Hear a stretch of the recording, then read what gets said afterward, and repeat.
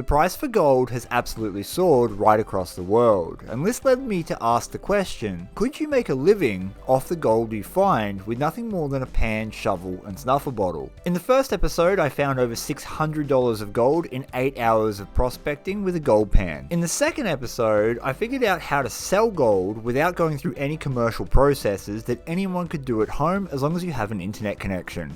In this episode, I want to explore the idea of working in creeks that are notoriously poor for gold. Once again, I was working on publicly accessible land on a small creek in Victoria, Australia. And so we set about answering the question, could you make a day's wages on a creek with small gold? Utilising the same snuffer bottle and the same gold pan, I'm on a section of Reedy Creek that was selected by my viewers on Facebook and YouTube.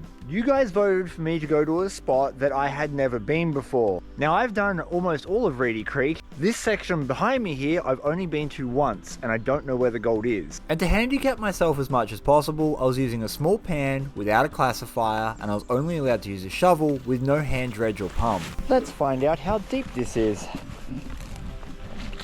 Oh, quite shallow actually. The reason this is going to be harder is because Reedy Creek's gold is a lot smaller. So even if I get a really good spec count, I'm probably not going to get heaps of weight. And the second challenge is I've only been here once and I don't know where any of the gold typically sits. So it's going to be a lot of prospecting. That looks like sand. And the other thing that I wanted to take into account on this episode is the cost of actually prospecting, because like all jobs, there is a cost associated with doing the thing you're doing. Now I know the idea of making a living is relative to how much income you need to support your lifestyle. So we're using a standard, which is the median Australian wage, around $72,000 a year. Cost of living in Australia is extremely high, so that $72,000 is relative to where you live as well. In short, I need about 1.5 grams of gold to make that 5 days a week. First pan of the day, so we're not expecting anything magical. And we got exactly that. Nothing magical. 2 tiny nanodots. In order to get to the creek, I needed to travel a total of 35 kilometers one way, making it a 70 kilometer round trip, costing $8.19 in diesel. Second pan is a lot better. We've got trace gold now. There's about 20 fine flour gold pieces in there. Consistency is more important than the volume of gold you're getting. What you really want is a lot of gold in a lot of dirt. This is trace because it's a little bit of gold in a lot of dirt. Every spec though is going to count today because we've only got 6 hours instead of the standard 8 that I was meant to do because I started late. Typical. The only other thing that was more expensive than the diesel I used to get to the creek was my lunch, which cost around $12, bringing my total daily expenditure up to around $20. That is one of my favourite things to see, decayed bedrock. Look at all the black sand in it too. All of that's black sand. That could be good. Decayed granite, lots of black sand. So far I haven't been skunked. I've got a little bit of gold in every pan. Let's find out if we're starting to get good trace. The spec counts on creeks with really fine gold need to be quite high to make up for the lack of size in the pieces. So I'm really hoping to find somewhere I can get 50 plus pieces per pan. Ooh, we got more. I gotta rapid tap this. The other public land creek we're on has black sands, but they're lighter than the tin that occurs on Reedy Creek, so they're very easy to separate away. Here I gotta tap the top of the pan, otherwise it doesn't work. No way. I'm like only 5 pans in. That is what we got. I'm only 5 pans in, trying to get this in the shade, and we've probably got 150 specs, maybe more. If I can get that for the rest of the day, we'll probably get our gram. I didn't know it yet, but this was early foreshadowing. So in this case, I think settling's alright. Oh, that's heavy. The problem with all public land is that, well, it's public, and that means other people can go there. Gold is everywhere here. Meaning that you are ultimately competing for the best ground on any particular stream. That decayed bedrock's only where the sheltered water is. Over here it's solid. For now, I was happy to be finding some decent gold. That's good soup. Another advantage of having a classifier is it allows you to break up clay and broken bits of bedrock like this. I'm not running one because I want to run the cheapest budget possible on this challenge. But I wish I had one right now. And a yabby pump. Oh yeah. Oh yeah. With gold like this, I was considering myself lucky to have some early success. It wasn't a bonanza city, but I knew if I dedicated a bit of time to working as much of this gravel as possible, I would end up with a decent amount of gold at the end of the day. The problem was, there really wasn't a decent amount of gravel to work. I got 4 good pans, and without a Yowie pump, that spot's done. Right there's a bunch of dead water. That's how I like my water, all dead and wet. Oh. It's the same thing. It's decaying bedrock. We'll just try a small spoonful first and see what happens. Normally when you find this sort of stuff on Reedy Creek, you get a lot of gold, but it doesn't always hold true. So there's hope, but I don't want to get too optimistic yet. I'm not really feeling it. It doesn't look like there's that much black sand. Ooh. Well, look, there was a couple of nice pieces in there, but nothing major. There's certainly some potential in this area because I'm getting large black sand over here with larger pieces, but only like 3 or 4 a pan. That edge is pretty much barren. I want to see what's going on over there, but, and it's a good but, these have been cracked by explosives. You can still see one of the charge holes that they drilled into the rock just here. Look at that. So they bored that down, they packed it with explosives, and they busted this rock apart. Both sides, you can see another charge hole just there. Either way, it's funneling water, dirt, and gold. One of the key things I look for is the water movement and the deposition of gravel. So you can see with the bubbles here, we've got really fast water jetting between these 2 exploded rocks. And it sort of expands in a fan here. So the water gets wider, and as it gets wider, it gets slower. It's probably slow enough to start dropping its gold. We're not talking about a bonanza pan, but that's off the surface. That is a good cookie. This spot would lead me to my first conclusion of the day, that the gold here was everywhere, but not hyper concentrated anywhere. This kind of deposit is incredibly frustrating to work. Both pans right off the top have given me nice gold. It's not brilliant, but it's good enough that I need to keep exploring this area. So much of my prospecting is hunting deposits just like this. Itty bitty tiny weeny minuscule dots of gold that come from glaciers, and people look at them and go, why don't you go out and find nuggets? Well, there's a lot less nuggets in the world than there are fine golds, and if you fill a jar up with fine gold, it weighs more than filling a jar up with nuggets. I'll let you ponder on why, and all I can tell you is that every single pan I'm doing from this section is giving me at least 50 specks of fine gold. And this is the reason that these deposits are annoying. You will end up with a lot of gold if you're able to put in the hours and move quantity of soil, but with such a small pan, I had my work cut out for me. This whole area was affected by a glacier, and it kind of put its tendrils up into a bunch of different valleys, and the end result is a lot of small tributaries that were carrying gold out of the mountains down into Reedy Creek. That's why the gold's typically very fine, and also why we have glacial till and conglomerate here. Conglomerate, so far as I can discern from my own testing, is what's actually carrying our gold down into the river.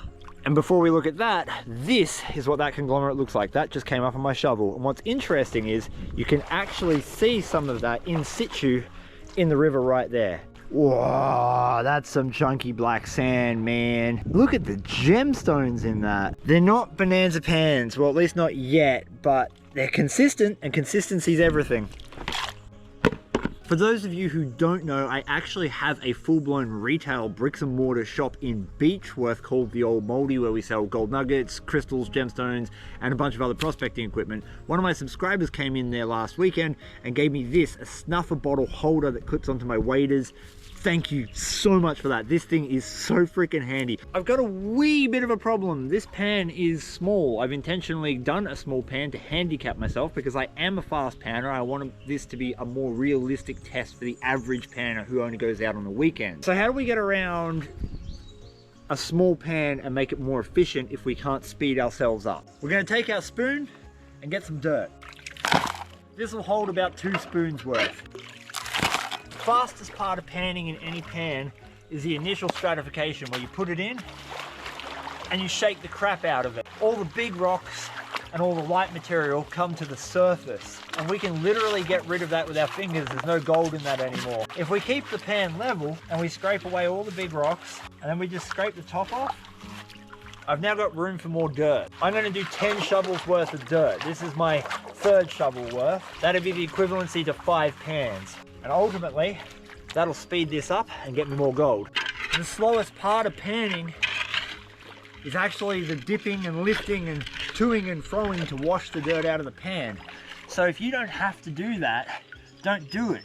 Just keep adding dirt to your pan until you have a whole bunch of pans in one pan, and do it once. So you can see just how much more black sand's in there compared to doing a single pan. And we've got a smattering of gold all through it. Any opportunity to increase the amount of dirt we're working is going to have a big impact at the end of the day. I like it a lot. Look! Free fishing equipment! Yes! Did the dangly boy come with any golds? Oh yes it did. It's so wild to me that I know from experience that by the end of today, those tiny little flakes are probably going to net me like $150 to $175 worth of gold. This is the power of the gold price right now and why I'm doing this series. You don't need a lot to make good money. And I know, there's people out there that are like, oh, that's not good money. I could get more working at McDonald's. So do it. So go to McDonald's, join the soul-crushing workforce that everyone's trying to escape. I'll be out here with my tiny little flakes of gold, living like a free-ish man, paying only some taxes.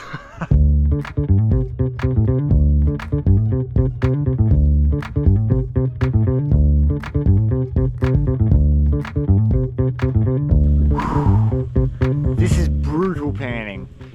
When you're on really good gold, particularly if it's coarse, but even if it's fine and you've got a lot of specs, it's easy to stay motivated to keep working. And this is where a lot of people flake out when they look at gold prospecting as a job. Because the gold in this creek right here is exceptionally good if you're willing to commit. And what I mean by that is, you make 150 bucks in 6, 7, 8 hours here. No boss, very little overheads, and you're pretty much free to do what you want throughout the day. But it is repetitive, tedious, and hard work. It's not for everyone. I mean, I struggle with doing this kind of panning. It's hard.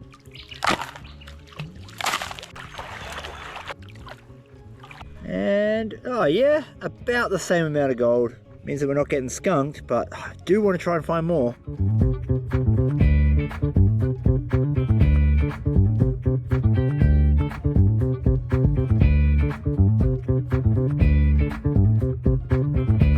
That is a lovely, great piece of spinel.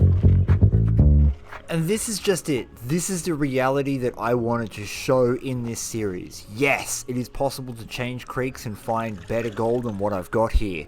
But the brutal reality of gold prospecting is that you are beholden to the geology of your area. And I know that a lot of people right across the world are going to be working in goldfields that either have minimal or very small gold. And so this was a test to see that is it enough for the gold price to be now $183 Australian a gram and be able to make a living off this kind of tiny gold? If, that is, you're willing to commit to the brutal work. I think I'm done. Brutal day of prospecting. I got about 5.5 hours worth of solid panning in. I had about half an hour's worth of break, bringing my time on the creek to 6 hours, which is not a full day, but it's still a reasonable effort for this test. I mean, we might have done all right. I don't think we're going to get over the gram, but I think we're still going to get a decent take of gold considering what we were working with. You got to remember, this is part of a series. The first day I went out for 8 hours, we got 3.5 grams. The second day I went out for only 2 hours, and I managed to get 0.69. So we're talking well over 4 grams just in the 2 days that I've done. This is going to bump our total even higher. And your friendly reminder that if you want to see the next part of this series, consider hitting the subscribe button and turning on all notifications, because YouTube unsubscribe people for no reason at all, and you might not be subscribed. But for now, that is actually looking pretty good. That is a lot of flower gold. Holy crap. Man, I worked hard for that. It's no 3.5 gram reveal, I know. But I mean, honestly, we might have managed to pull 0.6, half a gram, something like that. Half a gram of gold would be about 16 to 17 Australian dollars per hour, which is a little under the minimum wage, but I didn't do a full day. So if I whacked on another 2 hours, I might be able to increase that to $20 an hour. If you want to help support the channel, check out theoldmoldy.com.au where you can pick up some merch just like this, or some lovely gold specimens like this. Making a living off gold prospecting is relative to how you want to live. I know plenty of people who do it professionally. Now, they're not making millions of dollars, but they are making a living, and it's more than a subsistence living. So take this with a grain of salt. We're just exploring the idea because the gold price is so high right now. Now, I worked my ass off that day trying to get as many pans through as I possibly could. It was brutal work, and this is what we ended up with. Not a completely unrespectable amount of gold. It took so much work to get that gold out of the ground. Teddy bear for scale, and I'm pretty happy with the result, but I know it's not that much. I use a website called Gold Calculator Australia. They also do silver prices. Now I work all of my gold prices out in 24 karat spot price. I know my gold isn't pure. It runs in around 98% on average in my area though. And the reason for that is in my last episode where I actually sold gold at 24 karat spot price that I dug out of the creek. We've got 24 carats selected, 0.522. We're looking at around $95 worth of gold. And with our $20 costings, we came away with around $75 in 5 hours. Here in Australia, that would count as pretty solid part-time work. I wanted to show you this. This is gold I recovered in 3 hours from another location. It goes to show you that just one day apart can make a massive difference to how much gold you collect. In the next episode, I'm going to be exploring doing this around hard rock gold mines. I want to know that if you're in an area where you have easy access to hard rock gold, could you explore seconds piles and still be able to make a financial living off the gold you recover from that hard rock ore?